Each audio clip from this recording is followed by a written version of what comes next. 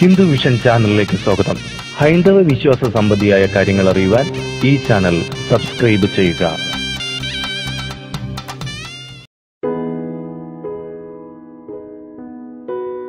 നമസ്കാരം.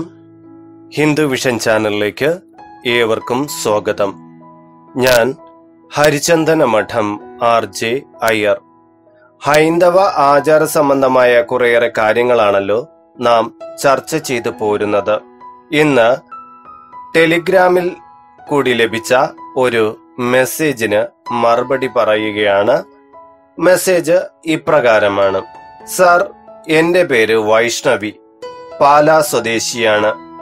Hindu vision channel ഞാൻ മുടങ്ങാതെ കാണാറുണ്ട്. ഞാനൊരു കോളേജ് വിദ്യാർത്ഥിനിയാണ്. എനിക്കും എന്റെ സഹപാഠികളിൽ ഒട്ടുമിക്ക പേർക്കും ഈ ചാനലിലെ പ്രോഗ്രാമുകൾ ഇഷ്ടമാണ്. ഞങ്ങളുടെ മനസ്സിലുള്ള പല ചോദ്യങ്ങൾക്കുമാണ് സാർ മറുപടി തന്നുകൊണ്ടിരിക്കുന്നത്. ഞാൻ ഈ മെസ്സേജ് അയക്കുന്നതിന് പിന്നിലുള്ള കാര്യം എന്താണെന്ന് വെച്ചാൽ, ഞാൻ പഠിക്കുന്ന കോളേജ് ഒരു മതസംഘടനയുടെ കീഴിൽ പ്രവർത്തിക്കുന്ന മാനേജ്മെന്റാണ് ഇത് ഭരിക്കുന്നത്. ഈ കോളേജിൽ പഠിക്കുന്ന കുട്ടികളിൽ ബഹുഭൂരിപക്ഷവും ആ മതത്തിലുള്ള കുട്ടികളാണ്. പലപ്പോഴും ആ കുട്ടികളിൽ ചിലർ മറ്റു മതങ്ങളിൽപ്പെട്ട കുട്ടികളോട് അവജ്ഞയോടെ പെരുമാറുകയും കളിയാക്കുകയുമൊക്കെ ചെയ്യാറുണ്ട്. ഞാൻ ഒരു ഹിന്ദു എന്ന നിലയിൽ അഭിമാനിക്കുന്ന ആളാണ്. ചില സമയങ്ങളിൽ എന്നോടവർ വളരെ നിലവാരം കുറഞ്ഞ തരത്തിൽ ഹൈന്ദവതയെപ്പറ്റി സംസാരിക്കാറുണ്ട്. എന്റെ പരിമിതമായ അറിവ് വച്ചുകൊണ്ട് ഞാൻ അവരോട് തർക്കിച്ചു പിടിച്ചു നിൽക്കാറുണ്ട്. പലപ്പോഴും എനിക്ക് കരച്ചിൽ വരാറുമുണ്ട്. സാർ, ഈ അടുത്ത കാലത്ത് എന്നോട് അവരിൽ ചിലർ ചോദിക്കുകയാണ്, ഹൈന്ദവ ക്ഷേത്ര ആചാരങ്ങളിലെ വഴിപാടുകളെല്ലാം ക്ഷേത്രത്തിനും ശാന്തിക്കാർക്കും വരുമാനം ഉണ്ടാക്കാൻ വേണ്ടി ഉള്ളതാണെന്നും ഇത് ചെയ്തതുകൊണ്ട് ഭക്തർക്ക് ഒരു ഗുണവും ഇല്ല എന്നും പറയുന്നു. ഉദാഹരണത്തിന്, ദൈവത്തിന്റെ സഹസ്രനാമാവലി എന്നാൽ 1000 പേരുകൾ മാത്രമാണെന്നും അത് ജപിച്ചാൽ നമുക്കൊരു ഗുണവും ലഭിക്കില്ലെന്നും ഇവർ പറയുന്നു. ദൈവത്തിന് പായസം നേദിക്കുന്നത് ശുദ്ധ വിഡ്ഢിത്തരമാണെന്നും എല്ലാം സൃഷ്ടിച്ച ദൈവത്തിന് ഇതൊക്കെ സ്വയം കഴിക്കാനാവുമെന്നും ആരും വച്ചു വിളമ്പി കൊടുക്കേണ്ട ആവശ്യമില്ലെന്നും ഒക്കെ ഇവർ പറയുന്നു. ഞാനിതിനൊക്കെ എന്നാൽ കഴിയുന്ന മറുപടി നൽകി പിടിച്ചു നിൽക്കുവാൻ ശ്രമിക്കുന്നുണ്ടെങ്കിലും എന്റെ ചില കൂട്ടുകാരികൾ അവർ പറയുന്നതെല്ലാം ഇപ്പോൾ വിശ്വസിച്ചു തുടങ്ങിയിട്ടുണ്ടെന്നാണ് തോന്നുന്നത്. ഹിന്ദുത്വത്തെക്കാൾ വലുത് മറ്റേ മതമാണെന്ന് അവർക്ക് തോന്നി തുടങ്ങി എന്ന് ഞാൻ കരുതുന്നു. സാർ, എന്താണ് ഇതൊക്കെ? വീട്ടിൽ ഞാൻ ഈ കാര്യങ്ങളൊക്കെ പറഞ്ഞപ്പോൾ അമ്മ പറഞ്ഞത്, നീ ഇതൊന്നും ശ്രദ്ധിക്കണ്ട, പഠിച്ചാ മതി എന്നാണ്. സാർ, എനിക്ക് ഇതിനൊരു ഉത്തരം ലഭിച്ചേ തീരൂ. സാറിന്റെ മറുപടിക്കായി ഞാൻ കാത്തിരിക്കുന്നു. ദയവായി മറുപടി നൽകുക. ഉത്തരത്തിലേക്ക് പ്രവേശിക്കും മുമ്പ് നിങ്ങൾ ഈ ചാനൽ ആദ്യമായി കാണുന്ന വ്യക്തിയാണെങ്കിൽ ഇത് ലൈക്ക് ചെയ്യാനും ഷെയർ ചെയ്യാനും സബ്സ്ക്രൈബ് ചെയ്യാനും മറക്കരുത്.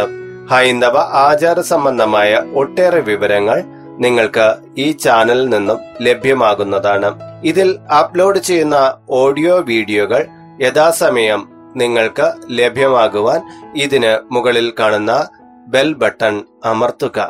നമ്മുടെ രാജ്യം പല ഭാഷകളും പല മതങ്ങളും ഉൾക്കൊള്ളുന്ന വളരെ വൈചിത്ര്യമുള്ളതും എന്നാൽ എല്ലാവരും ഭാരതീയർ എന്ന ഒറ്റ ചരടിനു കീഴിൽ ബന്ധിച്ചിരിക്കുന്നവരുമാണ്. നാനാത്വത്തിൽ ഏകത്വമാണ് നമ്മുടെ രാജ്യത്തിന്റെ മുഖമുദ്ര. എന്തൊക്കെ വ്യത്യാസങ്ങൾ ഉണ്ടായിരുന്നാലും ഇന്ത്യക്കാർ ആണ് നമ്മൾ എന്നതിൽ നാം അഭിമാനിക്കുന്നു. ഇവിടെ ചോദ്യകർത്താവായ പെൺകുട്ടി താൻ ജനിച്ചു വളർന്നുകൊണ്ടിരിക്കുന്ന മതത്തിന് നേർക്കുള്ള ചോദ്യം ചെയ്യലിൽ അസഹിഷ്ണുവാണ്. അതായത് തന്റെ മതത്തിലുള്ള തന്റെ വിശ്വാസങ്ങളെല്ലാം തെറ്റാണ് എന്ന് തന്റെ സമപ്രായത്തിലുള്ള കുട്ടികൾ പറയുമ്പോഴുണ്ടാകുന്ന സമ്മർദ്ദം ഈ കുട്ടിയിൽ പ്രകടമാണ്.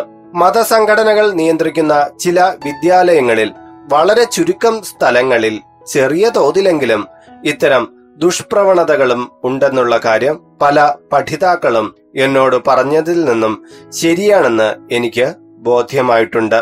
പലപ്പോഴും കുട്ടികൾക്കിടയിൽ ഉണ്ടാകുന്ന ഇത്തരം സംവാദങ്ങൾ മാനേജ്മെന്റ് അറിയാതെ പോകുന്നുണ്ട്. മറ്റു മതങ്ങളിലെ തീവ്ര മതബോധമുള്ള കുട്ടികൾ മറ്റു കുട്ടികളെ കളിയാക്കാനും അവരെ തങ്ങളുടെ മതത്തിലേക്ക് ബുദ്ധിപൂർവം സ്വാധീനിക്കാനുമുള്ള അവസരങ്ങൾ ക്ലാസ് മുറികളിൽ സൃഷ്ടിക്കാതിരിക്കാൻ അധികൃതർ ശ്രദ്ധിക്കേണ്ടതാണ്. കാരണം കുട്ടികളാരും മതപഠനത്തിനു വേണ്ടിയല്ല കോളേജുകളിലും മറ്റും എത്തിച്ചേരുന്നത്. ഉന്നത വിദ്യാഭ്യാസം നേടിയെടുത്ത് അവരവരുടെ കരിയർ മികച്ചതാക്കുവാനാണ് അവർ എത്തുന്നത്. അതിനിടയിലുള്ള ഇത്തരം പ്രവണതകൾ കുട്ടികളിൽ വളരെയധികം മാനസിക പ്രശ്നങ്ങൾക്ക് വഴിമരുന്നിടുന്നതാണ്. ഇനി വിഷയത്തിലേക്ക് വരാം. മറ്റ് മതങ്ങളിലേതുപോലെ തന്നെ ഒരു നിർബന്ധിത മതപഠനം ഹിന്ദുക്കൾക്കിടയിൽ ഇല്ലാത്തതാണ്.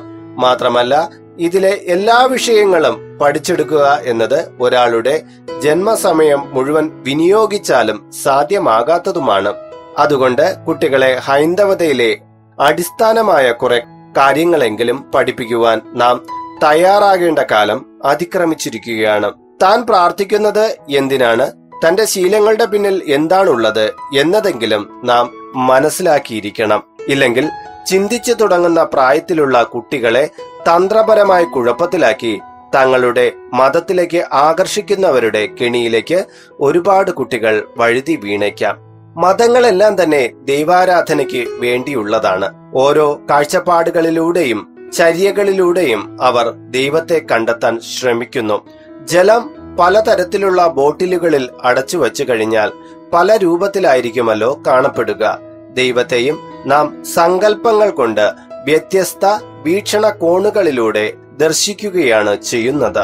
എല്ലാ ബോട്ടിലുകളിലും നിറഞ്ഞിരിക്കുന്ന ജലം ഒന്നാണെന്ന് മനസ്സിലാക്കുക. ഒരു പ്രത്യേക സ്ഥലത്തേക്ക് പോകുവാൻ നമുക്ക് വാഹനങ്ങളെ ആശ്രയിക്കുവാൻ സാധ്യമാണല്ലോ.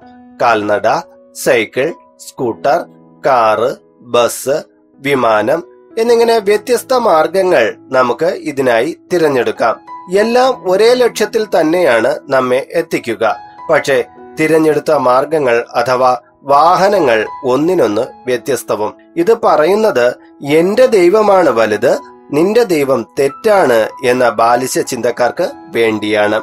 ഓരോരോ മതത്തിൽ വിശ്വസിക്കുന്നവർ അവരുടെ ദൈവചിന്തകളോടെയും അനുഷ്ഠാനങ്ങളോടെയും ജീവിക്കട്ടെ.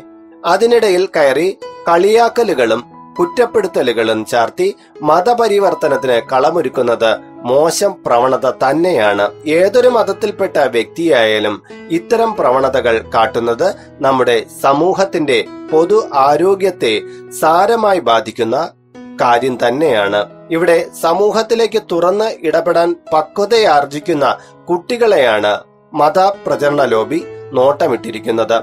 ഹൈന്ദവ രീതികളെ കളിയാക്കിക്കൊണ്ട് ഇക്കൂട്ടർ ചോദിക്കുന്നത് ആചാര അനുഷ്ഠാനങ്ങളിൽ അടിയുറച്ച് വിശ്വസിക്കുന്ന കുട്ടികൾക്ക് പലപ്പോഴും താങ്ങാൻ ആകാത്തതാണ്. യുക്തിയുടെ അളവുകോല് വെച്ച് ഏതൊരു മതത്തെയും അളക്കുവാൻ സാധ്യമല്ല. യുക്തിക്ക് നിരക്കാനാവാത്ത അത്ഭുത കാര്യങ്ങൾ ഭക്തിക്കുള്ളിൽ സംഭവിക്കും. ഇതെങ്ങനെ സംഭവിച്ചു എന്ന് യുക്തിവാദി യുക്തി കൊണ്ട് ചോദിക്കുമ്പോൾ ഇതറിയണമെങ്കിൽ, ഇത് അനുഭവിക്കണമെങ്കിൽ ഭക്തിയുണ്ടാകണം. ഭക്തിയുടെ മാർഗത്തിലൂടെയേ ഇത് ദർശനീയമാകൂ എന്ന് ഭക്തിവാദി പറയും. യുക്തിക്ക് അടിസ്ഥാനം തെളിവുകളാണ്, ഭക്തിക്ക് അടിസ്ഥാനം ഈശ്വരനാണ്. അതിനെ ചൂണ്ടിക്കാട്ടി കൊടുക്കുവാൻ സാധ്യമല്ല, അനുഭവിച്ച് അറിയുകയേ തരമുള്ളൂ. പറഞ്ഞു വരുന്നത് മതനിന്ദയെക്കുറിച്ചാണല്ലോ. ഏതൊരു മതത്തിനെയും കളിയാക്കാൻ തക്ക കാര്യങ്ങൾ പല അനുഷ്ഠാനങ്ങളിലും കഥകളിലും ഒളിഞ്ഞിരിപ്പുണ്ട്. മത അനുയായി അവയെ ഭക്തിയിലൂടെ ന്യായമാണെന്ന് പറയുമ്പോൾ ആ മതത്തിൽ വിശ്വാസമില്ലാത്തയാളും നിരീശ്വരവാദിയും ഇത് പൊള്ളത്തരമാണെന്ന് പറയും. ഹൈന്ദവ ക്ഷേത്രാചാരത്തിലെ കുറച്ച് കാര്യങ്ങളെ അപഹസിച്ചാണ് ചോദ്യകർത്താവായ വിദ്യാർത്ഥിനിയോട് മറ്റുള്ളവർ ചോദിക്കുന്നത്. ക്ഷേത്രത്തിലെ അർച്ചനകളും വഴിപാടുകളും ക്ഷേത്രത്തിന് വരുമാനം ഉണ്ടാക്കാനാണ് എന്നാണ് അവരുടെ ആരോപണം. സംശയമെന്ത്? ക്ഷേത്രത്തിന്റെ നിത്യപൂജയ്ക്കും ശാന്തിക്കാരന്റെയും കഴകത്തിന്റെയും മറ്റ് അവിടുത്തെ ജോലികൾ ചെയ്യുന്നവരുടെയും ദക്ഷിണയ്ക്കെല്ലാം ഈ വഴിപാടുകളിൽ നിന്നും ലഭിക്കുന്ന ധനം തന്നെയാണ് ഉപയോഗിക്കുന്നത്. ഏതൊരു മതത്തിലെ ദേവാലയം ആയാലും ഇത് തന്നെയാണ് സംഭവിക്കുക. അവിടുത്തെ നിത്യവൃത്തിക്കുള്ള വരുമാനം ഭക്തർ പല പ്രകാരത്തിലുള്ള ദക്ഷിണകളായി ദേവാലയത്തിലേക്ക് സമർപ്പിക്കുന്നത് തന്നെയാണ്. ലോകത്ത് ഒരിടത്തും ദേവാലയത്തിൽ നിന്ന് കാശ് അച്ചടിച്ച് ഇറക്കുന്നില്ല. പിന്നെ അർച്ചനകൾ ചെയ്താൽ ഭക്തർക്കൊരു പ്രയോജനവുമില്ല എന്നത് പുറമേ നിന്ന് ഒരാൾക്ക് പറയാനാവുന്നതല്ല. അത് അതിന്റെ ഉപയോക്താവായ ഭക്തൻ തന്നെ പറയേണ്ടുന്ന കാര്യമാണ്. ഹിന്ദു മതത്തിൽ അടിയുറച്ച് വിശ്വസിക്കുന്ന ഒരാൾ മറ്റൊരു മതത്തിലെ പ്രാർത്ഥനാ രീതിയെ നിന്ദിച്ചുകൊണ്ട് ഈ പ്രാർത്ഥന കൊണ്ട് ഒരു പ്രയോജനവുമില്ല എന്ന് പറഞ്ഞാൽ മറ്റേയാൾ അംഗീകരിക്കുമോ? അത്രയേ ഉള്ളൂ ഇവിടത്തെയും കാര്യം. അർച്ചനകൾ നടത്തുന്ന ഹൈന്ദവ വിശ്വാസിക്ക് ആ കർമ്മത്തിൽ അടിയുറച്ച വിശ്വാസമാണുള്ളത്. അതുകൊണ്ട് തന്നെ അതിൽ നിന്നുമുള്ള ഫലം അയാൾക്ക് നിശ്ചയമായും ലഭ്യമാകുന്നു. അങ്ങനെയുള്ള കോടിക്കണക്കിന് ഭക്തർ നമ്മുടെ സമൂഹത്തിൽ തെളിവിനായി ഉണ്ട് താനും. ഇതുപോലെ തന്നെയാണ് സഹസ്രനാമാവലിയുടെയും മറ്റു മന്ത്രങ്ങളുടെയും കാര്യങ്ങൾ. അത് ജപിക്കുന്നയാൾ ജപിക്കേണ്ട രീതിയിൽ ഭക്തിയോടെ ജപിക്കുമ്പോൾ അതിൽ നിന്ന് ഫലം ലഭിക്കുന്നു. ഉദാഹരണത്തിന്, ഒരു നവജാത ശിശുവിന്റെ മുന്നിലേക്ക് ആരാരോ ആരിരാരോ എന്നുള്ള കുഞ്ഞുങ്ങളെ പാടിയുറക്കുന്ന പാട്ട് ഒരു വെസ്റ്റേൺ സ്റ്റൈലില് ഒന്ന് ആലപിച്ചു നോക്കൂ. കുട്ടി എന്ത് ചെയ്യും? കാറിക്കരയും. അതല്ലേ ചെയ്യുന്നത്? എന്നാൽ ആ കുഞ്ഞിന്റെ അമ്മ വാത്സല്യത്തോടെ രാരിരാരം പാടുമ്പോൾ കുഞ്ഞ് ആ താളത്തിൽ മയങ്ങി ആനന്ദത്തോടെ ഉറങ്ങുന്നത് കാണാം. ഇത് തന്നെയാണ് ഭക്തിയിലും സംഭവിക്കുന്നത്. വിശ്വാസി തന്റെ ഉള്ളു തുറന്ന് പ്രാർത്ഥിക്കുമ്പോൾ ദൈവം അത് കേൾക്കുന്നു. അവിശ്വാസിയുടെ ഭക്തിയില്ലാത്ത പ്രാർത്ഥന ദൈവത്തിൽ എത്താതെയും പോകുന്നു. പിന്നെ ദൈവത്തിന് നിവേദ്യം നൽകുന്ന കാര്യത്തെക്കുറിച്ച്, ഇതിനെക്കുറിച്ച് മുമ്പ് ഞാനൊരു ഓഡിയോ ബ്ലോഗ് ചെയ്തിരുന്നതാണ്. എങ്കിലും ഹ്രസ്വമായി ഇതിനെക്കുറിച്ചും പറയാം. ഈ ലോകത്തിലുള്ളതെല്ലാം ദൈവത്തിൻ്റെതാണ്. പിന്നെന്തിന് ദൈവത്തിന് നിവേദ്യം വച്ചു കൊടുക്കണം എന്നാണ് ചോദ്യം. ഓണത്തിന് പിതാവ് തന്റെ കുട്ടികളെ വിളിച്ച് 100 രൂപ വീതം 2 കുട്ടികൾക്കും കൊടുത്തു. അവരിരുവരും സന്തോഷത്തോടെ അത് വാങ്ങിക്കൊണ്ടുപോയി. ബലൂണും പന്തുമൊക്കെ വാങ്ങിച്ചു. ഒടുവിൽ 2 പേരും മിച്ചമുണ്ടായിരുന്ന കാശുകൊണ്ട് അച്ഛനു വേണ്ടി ഒരു നല്ല പേനയും വാങ്ങി. ആ പേന അച്ഛന് സന്തോഷപൂർവ്വം കുട്ടികൾ സമ്മാനിക്കുമ്പോൾ അച്ഛന്റെ കണ്ണുകൾ ആനന്ദത്താൽ നിറഞ്ഞു കവിഞ്ഞു. താൻ കൊടുത്ത 100 രൂപയിൽ നിന്നും മിച്ചം പിടിച്ച് മക്കൾ തനിക്കായി ഒരു പേന നൽകിയതിന്റെ ആനന്ദ നിർവൃതിയായിരുന്നു അത്. ആ സന്തോഷത്തിൽ പിതാവ് മക്കളെയും കൊണ്ട് പുറത്തേക്ക് പോയി കൈനിറയെ സമ്മാനങ്ങൾ മേടിച്ചു കൊടുക്കുകയും ചെയ്തു. ഈ കഥയിൽ നിന്ന് മനസ്സിലാക്കേണ്ടത് എന്താണ്? മക്കൾക്ക് രൂപ കൊടുത്ത ആളാണ് പിതാവ്. അദ്ദേഹത്തിന് വേണമെങ്കിൽ സ്വന്തമായി എത്രയോ പേനകൾ വാങ്ങാം. എന്നിട്ടും താൻ നൽകിയ തുകയിൽ നിന്ന് മിച്ചം പിടിച്ച് മക്കൾ തനിക്കായി സമ്മാനം നൽകിയപ്പോൾ പിതാവിന് ഉണ്ടായ സന്തോഷം കണ്ടില്ലേ? ഇതാണ് ഈശ്വരനും ചെയ്യുന്നത്. എല്ലാം ഈശ്വരന്റേത് തന്നെയാണ്. എന്നാൽ മക്കളായ ഭക്തർ സന്തോഷത്തോടെ ഓരോന്ന് കാഴ്ചവെക്കുമ്പോൾ ആ ഉള്ളം നിറയുന്നു. ഭഗവാൻ അവരെ ചേർത്തണച്ച് അനുഗ്രഹങ്ങൾ നൽകുന്നു. ഇതാണ് ഭക്തിയിൽ സംഭവിക്കുന്നത്. അല്ലാതെ വിശ്വാസികളല്ലാത്തവർ ആരോപിക്കും പോലെ കൈക്കൂലി നൽകി കാര്യം നേടലല്ല ഈശ്വര വിശ്വാസം. നമ്മുടെ ഭക്തിയാണ് ഈശ്വരൻ സ്വീകരിക്കുന്നത്. അല്ലാതെ ഒരു വിശ്വാസവും ഇല്ലാത്ത ഒരാൾ എന്തെങ്കിലും ദൈവത്തിന് വേണ്ടി സമ്മാനിച്ചാൽ അത് വെറും വെറുതെയാണ്. ഭഗവാന്റെ ദർശനം പോലും ആ വസ്തുവിന്മേൽ ഉണ്ടാകുകയില്ല എന്നത് ഉറപ്പാണ്. പ്രിയപ്പെട്ടവരെ, നമ്മുടെ ആചാരങ്ങളെയും വിശ്വാസങ്ങളെയും ചോദ്യം ചെയ്യാൻ വരുന്നവരോട് നാം സഹിഷ്ണുതയോടെയാകണം പെരുമാറേണ്ടത്. അത്രയ്ക്കും മഹത്തരവും വിശാലവുമാണ് നമ്മുടെ സംസ്കാരം. ഇതിനെക്കുറിച്ച് കൂടുതൽ അറിയുവാൻ ശ്രമിക്കുക. അജ്ഞതയെ വകഞ്ഞു മാറ്റുക. ഇന്നത്തെ ഓഡിയോ ബ്ലോഗ് നിങ്ങൾക്ക് ഏവർക്കും പ്രയോജനപ്രദമായിരുന്നു എന്ന് കരുതുന്നു. ഇതിന്മേലുള്ള നിങ്ങളുടെ സംശയങ്ങൾ ഈ ഓഡിയോ ബ്ലോഗിന് കീഴെയുള്ള കമന്റ് ബോക്സിൽ രേഖപ്പെടുത്തുക.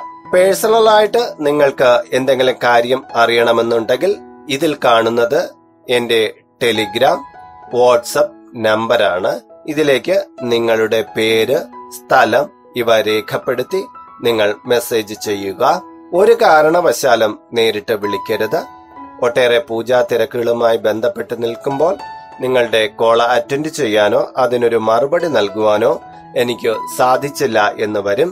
അതുകൊണ്ട് ദയവ് ചെയ്ത് അപ്പോയിന്റ്മെന്റ് എടുത്തതിന് ശേഷം മാത്രം വിളിക്കുക. എല്ലാവർക്കും മംഗള ആശംസകൾ നേർന്നുകൊണ്ട് നിങ്ങളുടെ സ്വന്തം ഹരിചന്ദന മഠം RJ